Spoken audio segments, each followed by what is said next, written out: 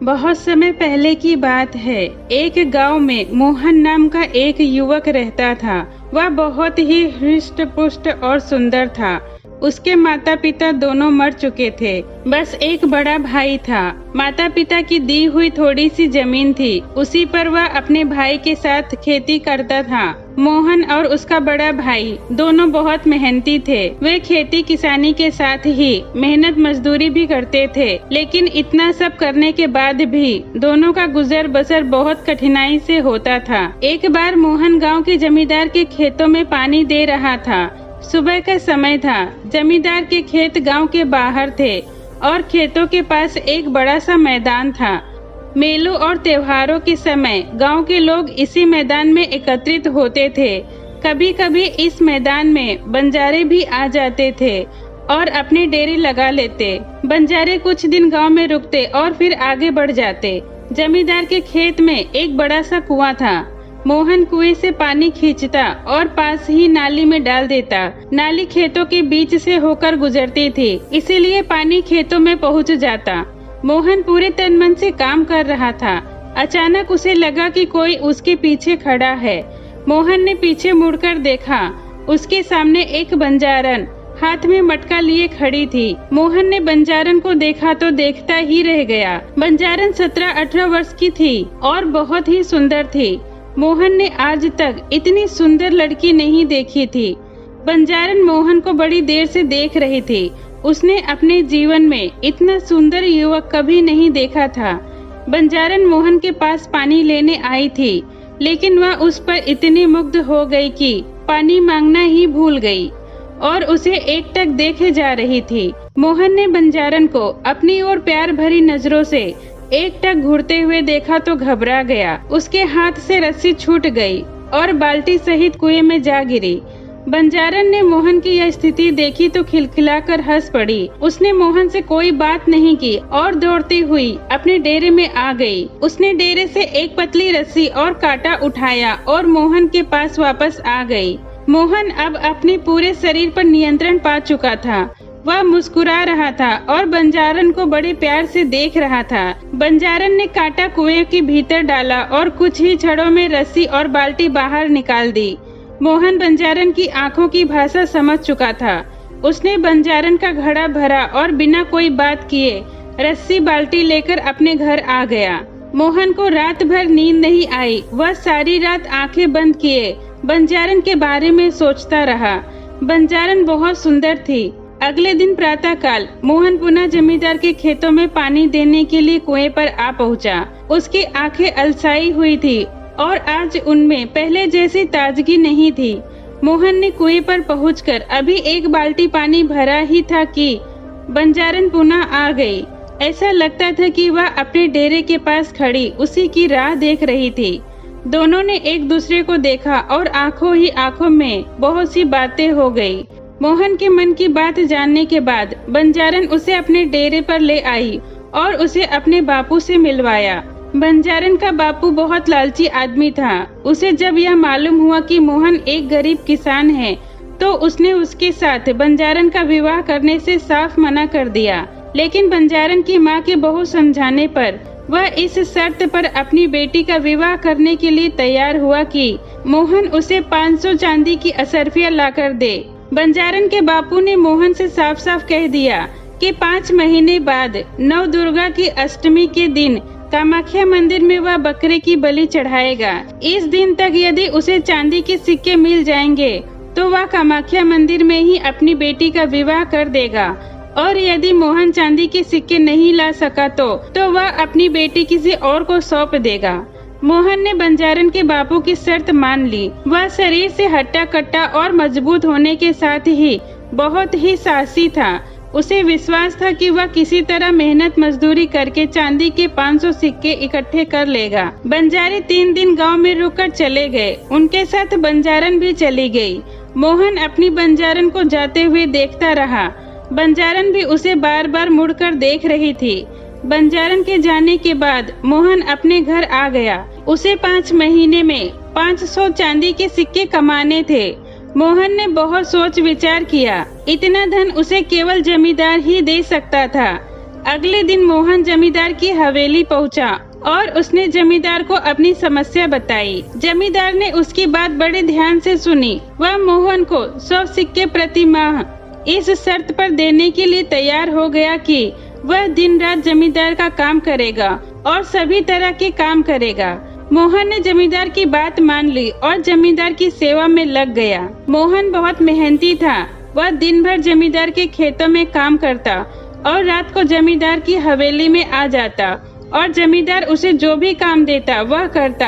दिन रात मेहनत करने के बाद मोहन बीमार भी पड़ा, किंतु उसने बीमारी में भी जमींदार के सभी कार्य किए। धीरे धीरे 1 महीना हो गया। मोहन अपने चांदी के 100 सिक्के लेने जमींदार के पास पहुंचा, लेकिन जमींदार ने चांदी के सिक्के देने से इनकार कर दिया। उसने मोहन से साफ कह दिया कि उसने इस तरह की कोई बात उससे नहीं की थी। मोहन को क्रोध आ गया। उसने जमींदार को बहुत बुरा भला कहा और उसे उठाकर पत्थर की एक चट्टान पर पटक दिया, जिससे जमींदार का सर फट गया और वह मर गया। इसी समय जमींदार के घर वाले और उसके नौकर चाकर आ गए, लेकिन इससे पहले कि वह मोहन को पकड़ पाते वह भाग निकला। जमींदार के नौकर ने उसका पीछा किया, किंतु वो मोहन को पकड़ नहीं सके और खाली हाथ वापस आ गए। मोहन भागता रहा और भागते भागते बंगाल आ पहुंचा। यह एक नया स्थान था। मोहन को लगा कि यहाँ सरलता से चांदी के 500 सिक्के कमा लेगा और अपनी बंजारन को ले आएगा और यहीं बस जाएगा। उसके लिए अब गांव वापस लौटना खतरे से खाली नहीं था। मोहन को काम की खोज करते करते 3 दिन हो गए, लेकिन उसे कहीं कोई काम नहीं मिला। इस बीच उसने कुछ भी खाया पिया नहीं था, इसलिए भूख से उसकी हालत खराब हो रही थी। चौथे दिन प्रातः मोहन एक बगीचे में बैठा हुआ कुछ सोच रहा था। इसी समय उसके पास एक सुंदर युवती आकर खड़ी हो गई और उसे देखकर मुस्कुराने लगी। मोहन को लगा कि वह स्त्री उसकी कुछ सहायता करना चाहती है। उसने उसे अपने पास बिठाया और सारी बातें बता दी। सुंदर स्त्री ने मोहन की बातें बड़े ध्यान से सुनी। उसने उसे सभी प्रकार से सहायता करने का विश्वास दिलाया और अपने महल में ले आई। सुंदर स्त्री का महल बड़ा आलीशान था। सुंदर स्त्री ने मोहन को भोजन कराया और आराम करने के लिए एक शानदार बिस्तर दिया। मोहन बहुत थका था, इसलिए भोजन करने के बाद उसे नींद आ गई। मोहन कब तक सोता रहा इसका उसे पता भी नहीं चला, लेकिन जब उसकी आंखें खुली तो आधी रात हो चुकी थी। चंद्रमा का हल्का प्रकाश एक खिड़की से कमरे के भीतर आ रहा था।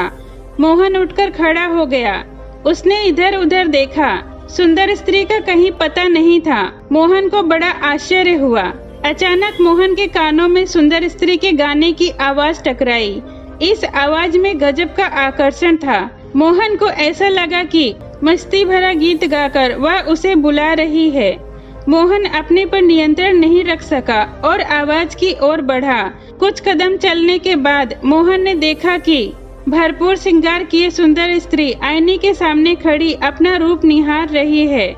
सुंदर स्त्री ने आईने में युवक को देख लिया। वह उसकी ओर मुस्कुराते हुए बढ़ी और उससे लिपट गई तथा उसे अपने पलंग पर ले आई। मोहन की समझ में कुछ नहीं आ रहा था, फिर भी वह यह तो समझ ही गया था कि सुंदर युवती उससे क्या चाहती है। इसी समय सुंदर युवती ने उससे कहा कि यदि वह उसका साथ दे तो उसे अगले दिन चांदी के 500 सिक्के देगी। मोहन के हृदय में बंजारन बसी थी। वह किसी स्त्री के साथ सोना नहीं चाहता था, लेकिन अपनी बंजारन को पाने के लिए उसने सुंदर युवती की बात मान ली। अगले दिन फिर यही हुआ। मोहन दिन भर सोया और आधी रात के बाद उठा। उसे सुंदर युवती 16 श्रृंगार किए प्रतीक्षा करती हुई मिली। उसने उससे कहा कि बस वह एक रात का सुख उसे और दे दे, इसके बाद वह उसे चांदी के 500 सिक्के दे देगी। धीरे धीरे 4 महीने बीत गए। सुंदर स्त्री मोहन को रोज आधी रात के बाद छलती और अगले दिन चांदी के 500 सिक्के देने का झूठा वादा कर देती। मोहन के लिए अब और प्रतीक्षा करना कठिन हो रहा था। एक रात उसने सुंदर स्त्री का साथ देने से मना कर दिया। सुंदर युवती ने उसे बहुत समझाया। उसके समझाने का जब मोहन पर कोई प्रभाव नहीं पड़ा तो उसने तरह तरह की धमकियां दी। जब धमकियों का भी मोहन पर असर नहीं हुआ तो वह क्रोध में आ गई और उसने रौद्र रूप धारण कर लिया। वास्तव में वह सुंदर स्त्री एक जादूगरनी थी। उसे जब लगा कि मोहन उसकी बात किसी कीमत पर नहीं मानेगा, तो उसने अपनी जादुई शक्ति से उसे एक कमल का फूल बना दिया और अपने बगीचे के तालाब में लगा दिया। इधर बंजारन ने मोहन की 5 महीने तक प्रतीक्षा की, लेकिन जब मोहन नहीं आया तो वह उसकी खोज में निकल पड़ी। एक दिन अचानक बंजारन जादूगरनी के महल में आ पहुंची। प्रातः काल का समय था। जादूगरनी आलीशान से महल में एक कमरे के बाहर देख रही थी। उसने एक बंजारन को अपने महल के सामने देखा तो उसे शक हुआ कि यह वही बंजारन तो नहीं है। बंजारन को देखते देखते जादूगरनी के मन में यह विचार आया कि बंजारन को बहला फुसलाकर महल में रोक लिया जाए और उसकी सहायता से मोहन के साथ मनमानी की जाए। यह विचार आते ही जादूगरनी महल के द्वार पर आ गई और बंजारन को महल के भीतर ले आई। उसने बंजारन को मोहन की पूरी कहानी बताई।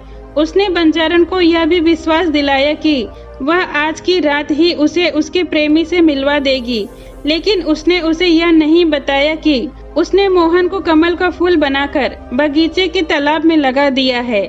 बंजारन खुश हो रही थी। उसे लगा कि सामने खड़ी स्त्री एक देवी है और वह उसकी इच्छा अवश्य पूरी करेगी। जादूगरनी ने बंजारन से दिन भर अच्छी अच्छी बातें की और उसके प्रेमी मोहन की बहुत प्रशंसा की।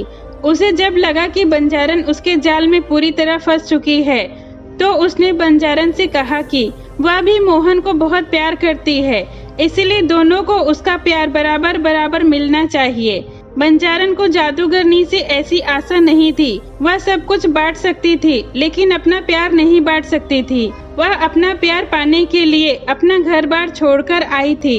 जादूगरनी ने बंजारन को बहुत समझाने का प्रयास किया, किंतु बंजारन नहीं मानी और भड़क उठी। जादूगरनी को भी क्रोध आ गया। उसने अपने जादू से बंजारन को एक तितली बना दिया। बंजारन को सब समझते देर नहीं लगी, लेकिन अब बहुत देर हो चुकी थी। फिर भी वह खिड़की के रास्ते महल से बाहर आ गई। इसी समय तितली बनी बंजारन के कानों में उसके प्रेमी मोहन की आवाज आई। यह आवाज उसे अपने पास बुला रही थी। बंजारन ने इधर उधर देखा। यह आवाज महल के तालाब में खिल रहे एक कमल से आ रही थी। बंजारन की समझ में अब सब आ गया। जादूगरनी ने उसके प्रेमी को कमल बना दिया था। वह तेजी से कमल के पास पहुंची और उसमें समा गई। इसी समय खिला हुआ कमल बंद हो गया। जादूगरनी बहुत क्रोध में थी। वह तितली बनी बंजारन को ढूंढते ढूंढते बगीचे के तालाब में आ गई, लेकिन उसे वह नहीं मिली। इसी समय कमल मुरझाया और अपने भीतर तितली बनी बंजारन को लिए हुए पानी में समा गया।